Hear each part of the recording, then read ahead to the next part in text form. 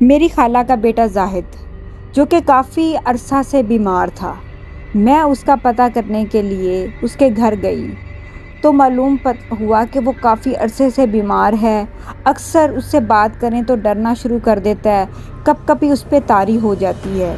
میری اس کی کافی اچھی انڈرسٹینڈنگ تھی، بات چیت تھی، تو میں نے اس سے پوچھا کہ ایسا کیا واقعہ پیش آیا۔ پہلے میں نے اس کے گھر والوں سے بھی پوچھا، لیکن انہوں نے کہا کہ ہمیں وہ کچھ بھی نہیں بتاتا، اکثر بیمار ہو جاتا ہے، ڈرنا شروع کر دیتا ہے، پھر ہم قریبی مولوی صاحب ہیں ان کو بلاتے ہیں، اس کو دم کرتے ہیں، 2-3 دن تک سویا رہتا ہے اور پھر نارمل حالات میں ٹھیک بھی ہو جاتا ہے۔ خیر میں اس کے پاس گئی تو اس کی میری اچھی خاصی دوستی تھی، تو اس نے مجھے کہا کہ میں تمہیں ایک ایسی بات بتانے والا ہوں۔ میں نے بہت سارے لوگوں کو یہ بات بتائی ہے، لیکن بہت سارے لوگ میری بات کا یقین نہیں کرتے۔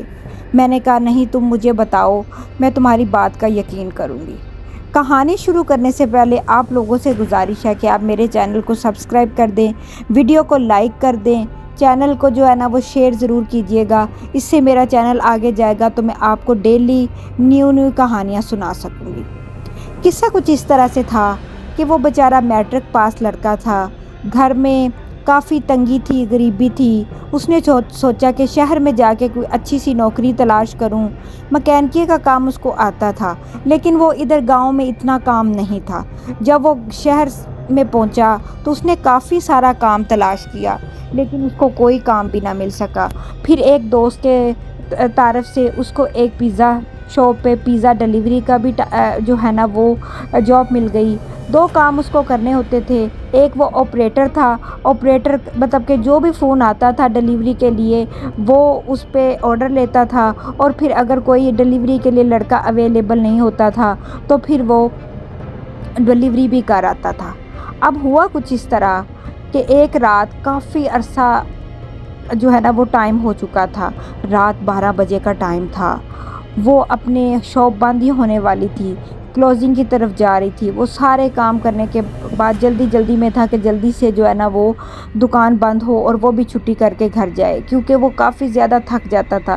دوستوں نے ایک فلیٹ لے رکھا تھا جس میں وہ 4-5 دوست اکٹھے رہتے تھے۔ کام اتنا اچھا تو نہیں تھا، لیکن ٹپ وغیرہ لینے کے ساتھ ساتھ اس کی اچھی انکم ہو جاتی تھی، کچھ پیسے وہ گھر بھیج دیتا تھا اور کچھ پیسے وہ اپنی ضروریات کے لیے رکھ لیتا تھا۔ ٹائم اتنا زیادہ ہونے کے بعد بھی وہ ابھی تک شاپ پہ موجود تھا۔ اسی طرح اس کو ایک نمبر سے کال آئی۔ پہلے تو اس نے ٹائم دیکھا تو اس نے کہا کہ مجھے کوئی ضرورت نہیں، میں اس کال کو پک کروں۔ پھر بار کال آنے کے بعد اس نے اس کال کو ریسیو کیا۔ آگے سے ایک عورت تھی جو بڑے ہی دھیمے لہجے میں، بڑے ہی خوف زدہ لہجے میں بات کر رہی تھی۔ اس نے اس کو جلدی کہا کہ کیا پیزا مل جائے گا؟ اس نے کہا کہ سوری، معذرت، ہماری شاپ کا ٹائم جو ہے نا وہ 11 بجے کے بعد بند ہو جاتا ہے، آپ صبح آرڈر کر دیجیے گا۔ اس عورت نے کہا کہ نہیں، مجھے ابھی ہی پیزا چاہیے۔ میرے کزن زاہد نے کہا کہ آپ کو میں پہلے بھی بتا چکا ہوں کہ میں آرڈر نہیں لوں گا۔ اس نے کہا کہ آپ مجھے 4 پیزا جو ہے نا وہ آرڈر چاہیے، اور اس کے ساتھ میں آپ کو اچھی خاصی ٹپ بھی دوں گی۔ اس نے کہا کہ آپ مجھے ایریا بتا دیں۔ جب زاہد نے یہ سنا کہ 4 پیزوں کا آرڈر ہے اور اس پہ اچھی خاصی ٹپ بھی مل رہی ہے، تو اس کے دل میں یہ خیال آیا کہ چلو کچھ پیسے بھی بن جائیں گے اور کسی طرح سے جو ہے نا وہ میں پیزا بھی ڈیلیور کر دوں گا۔ اس نے پیزا بننے کا آرڈر دے دیا۔ ٹھیک 30 یا 35 منٹ کے بعد 4 پیزے لے کے وہ نکل پڑا۔ ابھی وہ دور ہی گیا تھا تو اس کو محسوس ہوا کہ جو گھر ہے نا، جس گھر سے اس کو آرڈر ملا ہے، وہ جنگل والی سائڈ پہ ہے۔ جنگل کے بیچ میں سے ایک رستہ جاتا تھا، اس رستے سے جا کے آگے جا کے جو ہے نا وہ گھر وہاں پہ موجود تھا۔ لوکیشن یہی بتا رہی تھی۔ پہلے تو زاہد کے دل میں یہ خیال آیا کہ اس کو یہ آرڈر نہیں لینا چاہیے تھا، کیونکہ یہ تو آرڈر شہر سے باہر ہے اور اتنی رات کو اس کو اکیلے نہیں جانا چاہیے تھا۔ پھر اس نے سوچا کہ ابھی تو روشنیاں جل رہی ہیں، چلیں کتنا ٹائم لگے گا، 20-25 منٹ کا راستہ ہے، میں جلدی سے جو ہے نا طے کر کے تو واپس آ جاؤں گا۔ رات بڑی عجیب سی تھی، عجیب سی رستے میں سے آوازیں آ رہی تھی، لیکن وہ گاؤں جنگل سے ہوتا ہوا اس حویلی تک جانا چاہتا تھا۔ جنگل میں عجیب عجیب شیر چیتوں کی آوازیں آ رہی تھی۔ اس کو بہت زیادہ خوف آ رہا تھا، لیکن وہ دل کو سنبھالتے ہوئے اس گاؤں میں پہنچ ہی گیا۔ جب وہ اس گاؤں میں پہنچا تو عجیب سا معاملہ تھا، وہ کوئی گاؤں نظر ہی نہیں آتا تھا۔ ایک حویلی تھی جو اس سڑک پہ موجود تھی، اور وہ حویلی عجیب سی ویران سی حویلی تھی۔ جب وہ اس گھر کے قریب پہنچا تو اس گھر میں کوئی بھی لائٹ آن نہیں تھی۔ بہت خوف زدہ سی حویلی تھی جو کافی عرصے سے ایسا لگتا تھا کہ بند پڑی ہے۔ خیر، اس نے ہمت کر کے اپنی بائک کو ایک سائڈ پہ کھڑا کیا اور پھر دروازے پہ آیا، اور پھر جیسے ہی وہ دروازے کے قریب آنا شروع ہوا تو ایک بلب ایک کمرے کا وہ لائٹ آن ہوئی۔ اس کے دل میں حوصلہ پیدا ہوا کہ شاید وہ ویسے ہی ڈر رہا تھا رات کے اتنے ٹائم کی وجہ سے، تو اس کا گھر میں کوئی نہ کوئی موجود ہے۔ وہ اس لائٹ کے پاس گیا، اس نے ڈور بیل بجائی۔ پہلے تو اس ڈور بیل پہ کسی نے کوئی ری ایکشن نہیں کیا، پھر اس نے دوبارہ ڈور بیل بجائی تو اس کو کسی کے چلنے کی قدموں کی آواز محسوس ہوئی۔ اس نے سوچا کہ شاید ابھی کوئی دروازہ کھولے گا، لیکن 2-3 منٹ ویٹ کرنے کے بعد اس نے دروازہ بھی نوک کیا۔ پھر اچانک ہی جب اس نے دروازے پہ ہاتھ رکھا تو دروازہ خود بخود ہی کھل گیا۔ اس نے دیکھا کہ ابھی تو ادھر کوئی قدموں کے چلنے کی آواز تھی۔ جیسے وہ جس اندر ہال میں داخل ہوا، ہال کی لائٹس خود بخود آن ہو گئی۔ ایک کالے رنگ کی بلی اوپر سے بھاگتی اس کے پیروں میں آئی۔ وہ بہت زیادہ ڈر گیا، اس نے دیکھا کہ بلی ہے۔ پھر وہ بلی آگے کی طرف ایک کمرے میں چلی گئی۔ کمرے میں جیسے ہی بلی داخل ہوئی، کمرے کی لائٹس آن ہو گئی، ٹی وی آن ہو گیا۔ ٹی وی پہ بچوں کی چہچہانے کی آوازیں اور پرانے کسی کی ویڈیو لگنی شروع ہو گئی، جیسے کہ کسی کے بچپن کی کچھ میموریز چل پڑی ہوں۔ 2 بچیاں صحن میں کھیل رہی ہوں، وہ چہچہا رہی ہوں۔ اسے محسوس ہونے لگا کہ اس گھر میں پہلے کوئی 2 بچیاں یا اس گھر میں اس طرح کے لوگ رہا کرتے تھے۔ اچانک وہ ابھی وہ ویڈیو دیکھ ہی رہا تھا، اس کے ہاتھ میں 4 پیزے کے ڈبے تھے کہ اس نے بیڈ پہ وہ بچیوں کو بیٹھے ہوئے دیکھا۔ وہ بچیاں اس کی طرف دیکھ کے مسکرائی اور ہنسی۔ زاہد اونچی اونچی ان پہ چلانا شروع ہو گیا کہ میں کب سے آپ لوگوں کا ویٹ کر رہا تھا، آپ نے دروازہ ہی نہیں نوک کیا۔ رات کے اس ٹائم ہم لوگ آرڈر بھی نہیں لیتے، آپ لوگوں کے کہنے پہ آرڈر لیا ہے۔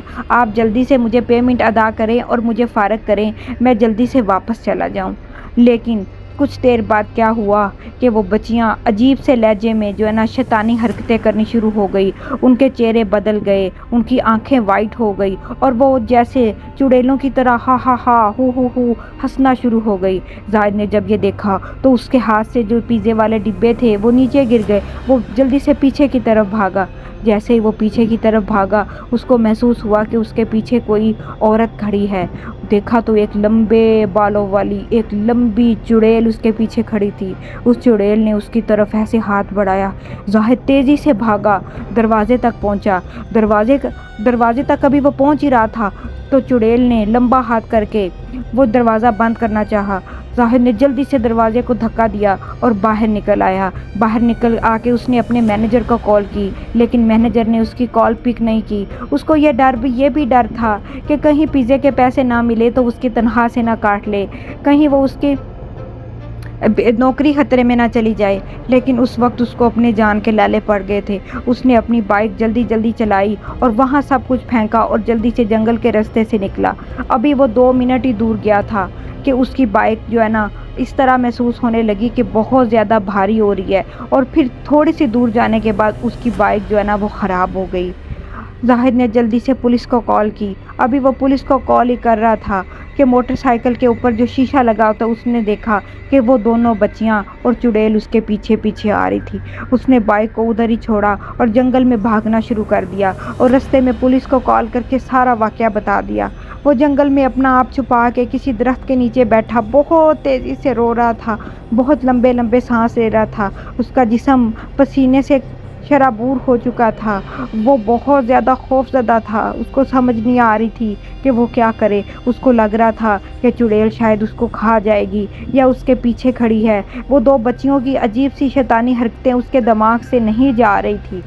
خیر، تھوڑی دیر ویٹ کرنے کے بعد اس کو محسوس ہوا کہ شاید پولیس نے وہ آواز پولیس کی جو ہارن کی آواز اس کو سنائی دی، وہ بھاگ کے سڑک پر گیا تو پولیس والے اس کی بائک کے پاس کھڑے اس کا ویٹ کر رہے تھے۔ اس نے پولیس والوں کو سارا واقعہ بتایا۔ پولیس والے اس کے ساتھ اس حویلی میں گئے۔ وہاں گئے تو ان کو سوائے بلی کے وہاں کچھ بھی نظر نہ آیا۔ وہ حویلی اسی طرح ہی سیٹ پڑی تھی، اس میں ایسا کچھ بھی نہیں لگ رہا تھا کہ اس میں کچھ ایسی خرابی ہے۔ بیڈ بھی اسی طرح صاف ستھرا تھا۔ ٹی وی ایسا لگ رہا تھا کہ خراب ہے، کبھی چلا ہی نہیں۔ اس نے پولیس والوں کو بہت تسلیاں دی کہ میں نے یہ سب واقعہ یہاں دیکھا ہے۔ انہوں نے کہا کہ یہاں پہ کچھ ایسا نہیں ہے۔ حویلی کافی عرصے سے بند تھی۔ خیر وہ واپس گھر آ گیا۔ صبح جب وہ نوکری پہ واپس گیا تو ایک دوست کی مدد سے اس کو معلوم ہوا کہ یہ تو حویلی پچھلے 15 سال سے بند پڑی ہے اور یہ حویلی بہت خوف زدہ ہے۔ اس حویلی میں آج تک کوئی بھی انٹر ہوا ہے تو وہ زندہ واپس نہیں آیا۔ وہ خوش قسمت انسان تھا، پتہ نہیں کون سی ایسی روحانی طاقت، کون سی ایسی دعا اس کو واپس لے آئی، کیونکہ جب وہ وہاں سے نکلا تو وہ زور زور سے استغفار پڑھ رہا تھا، اللہ کی مدد لے رہا تھا۔ انسان جب اللہ کی مدد لیتا ہے تو اس کے سارے راستے کھل جاتے ہیں۔ خیر اس کو یہ بھی پتہ چلا کہ کچھ عرصہ پہلے جب یہ حویلی بہت آباد ہوا کرتی تھی، ایک آدمی جو یہاں پہ مقیم تھا وہ باہر کے ملک رہتا تھا۔ اس کی 2 بیٹیاں اور ایک بیوی تھی جو اس گھر میں رہتی تھی۔ پھر کچھ ایسا واقعہ پیش آیا کہ اس کی بیٹیوں کو اور اس کی بیوی کو کسی نے مرڈر کر دیا۔ ان کی لاش بھی یہاں پہ ہی دفن ہے۔ تو اس کو وہی ساری یادیں آنا شروع ہو گئی اور اس کو لگا کہ وہ جو عورتیں ہیں وہ اس کا پیچھا کر رہی ہیں۔ اس کے دوست نے اس کو یہ بھی بتایا کہ یہ جو چیز چڑیل ہوتی ہے یہ پیچھا کرتی رہتی ہے، اگر کوئی اس کو اس کے حلیے میں دیکھ لے تو یہ اس کو مار کے ہی دم لیتی ہے۔ زاہد نے وہ پیزا والی جاب چھوڑ دی اور اس کے بعد وہ گھر جب واپس آیا تو اس کی حالت بہت زیادہ خراب تھی۔ اب اکثر اس کو ایسا محسوس ہوتا ہے کہ چڑیل ابھی بھی اس کا پیچھا کر رہی ہے۔ وہ 2 بچیاں اس کو اکثر سین میں کھیلتی ہوئی نظر آتی ہیں۔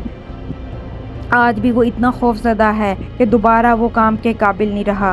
ہمیں ایسی جگہوں پہ جانے سے پرہیز کرنا چاہیے جو چیزیں، کیونکہ جنات جو ہیں وہ دنیا میں موجود ہیں اور ان کے اثرات بھی آپ پہ لگ جاتے ہیں۔ استغفار پڑھتے رہنا چاہیے، چارے کل اور اذکار پڑھتے رہنا چاہیے۔ ویڈیو کو لائک کر دیجیے گا، چینل کو سبسکرائب کر دیجیے گا۔ اللہ حافظ۔